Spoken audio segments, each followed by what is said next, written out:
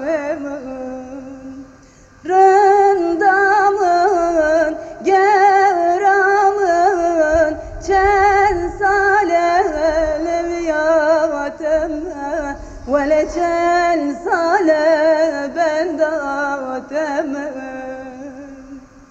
evçe ahu naline deşeveti berbinem tübhatırı khadiki mevece evyadine tübhatırı khadiki mevece evyadine rındamın gevramın çen sale leviyatemme vele çel sale bendatemme. İyi ki Ferhat abiyle tanışmamışım. Doğru dürüst hangimiz cemalini görebildik? O dağ senin, bu dağ benim deyip dolaştı. Zaten dağda doğdu, dağda yaşadı, dağda da öldü. Her şehre indiğinde de kendini Azat gibi, Beritan gibi parmaklıklar arasında gördü. Güneşin doğuşu gibi doğdu, batışı gibi de karanlığa gömüldü. Hep söylerdi. Ben ölürsem mezarım meşgul olsun derdi. Her bana gelişinde benim öleceğim yer burası derdi. Ve dediği de oldu. Hain pusuyu bana gelirken kurdular. Azad'a ne diyeceğiz?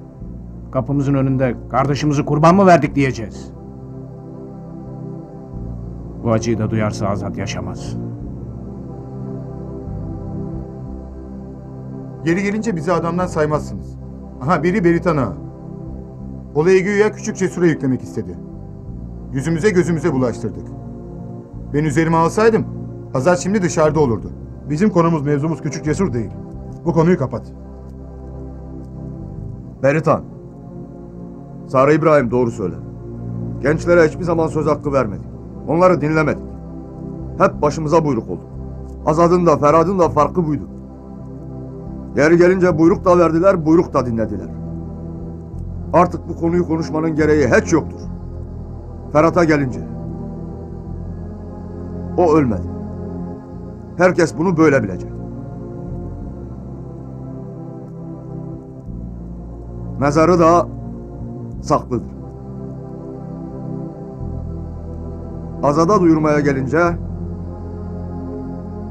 bu acıya da dayanacaktır. Bunu da ben duyururum.